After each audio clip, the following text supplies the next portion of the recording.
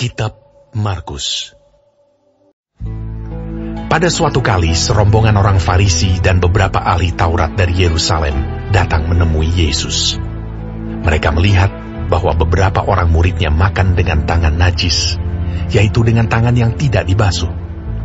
Sebab orang-orang Farisi, seperti orang-orang Yahudi lainnya, tidak makan kalau tidak melakukan pembasuhan tangan lebih dulu, karena mereka berpegang pada adat istiadat nenek moyang mereka.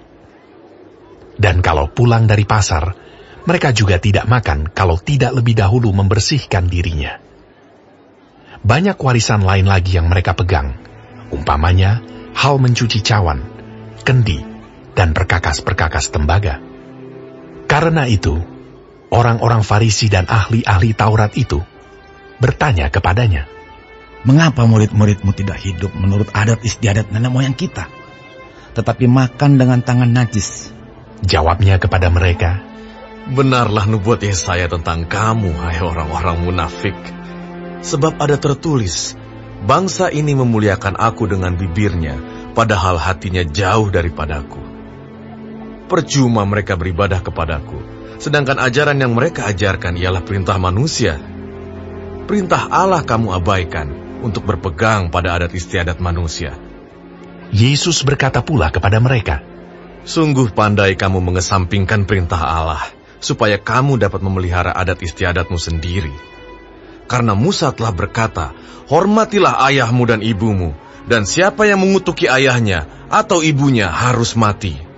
Tetapi kamu berkata, kalau seorang berkata kepada bapanya atau ibunya, apa yang ada padaku yang dapat digunakan untuk pemeliharaanmu sudah digunakan untuk korban, yaitu persembahan kepada Allah, maka kamu tidak membiarkannya lagi berbuat sesuatu pun untuk bapanya atau ibunya.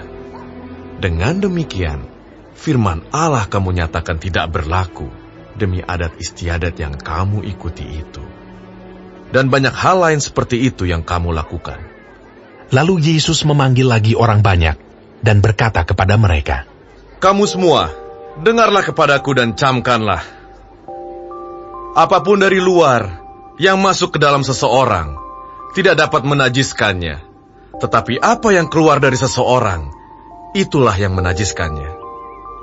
Barang siapa bertelinga untuk mendengar, hendaklah ia mendengar." Sesudah ia masuk ke sebuah rumah untuk menyingkir dari orang banyak, murid-muridnya bertanya kepadanya tentang arti perumpamaan itu. Maka jawabnya, "Apakah kamu juga tidak dapat memahaminya? Tidak tahukah kamu bahwa segala sesuatu dari luar yang masuk ke dalam seseorang tidak dapat menajiskannya? Karena bukan masuk ke dalam hati, tetapi ke dalam perutnya, lalu dibuang di jamban."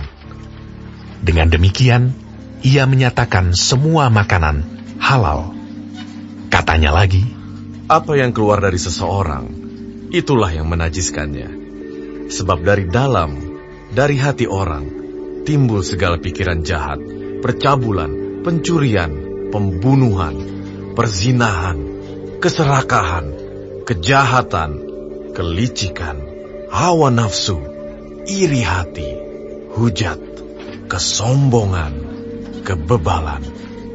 Semua hal-hal jahat ini timbul dari dalam dan menajiskan orang." Lalu Yesus berangkat dari situ dan pergi ke daerah Tirus.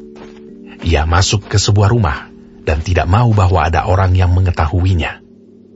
Tetapi kedatangannya tidak dapat dirahasiakan. Malah seorang ibu yang anaknya perempuan kerasukan roh jahat segera mendengar tentang dia, lalu datang dan tersungkur di depan kakinya. Perempuan itu seorang Yunani bangsa Siro-Fenisia. Ia memohon kepada Yesus untuk mengusir setan itu dari anaknya. Lalu Yesus berkata kepadanya, "Biarlah anak-anak kenyang dahulu, sebab tidak patut mengambil roti yang disediakan bagi anak-anak dan melemparkannya kepada anjing." Tetapi perempuan itu menjawab, "Benar Tuhan, tetapi anjing yang di bawah meja juga makan remah-remah yang dijatuhkan anak-anak." Maka kata Yesus kepada perempuan itu, "Karena kata-katamu itu, pergilah sekarang, sebab setan itu sudah keluar dari anakmu." Perempuan itu pulang ke rumahnya, lalu didapatinya anak itu berbaring di tempat tidur, sedang setan itu sudah keluar. Kemudian Yesus meninggalkan pula daerah Tirus, dan dengan melalui Sidon pergi ke Danau Galilea di tengah-tengah daerah Dekapolis.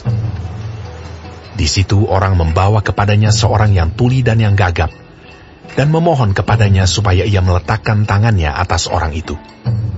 Dan sesudah Yesus memisahkan dia dari orang banyak, sehingga mereka sendirian, ia memasukkan jarinya ke telinga orang itu.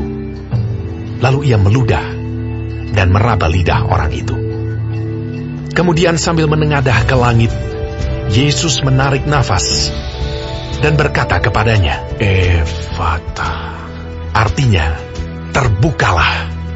Maka terbukalah telinga orang itu, dan seketika itu terlepas pulalah pengikat lidahnya.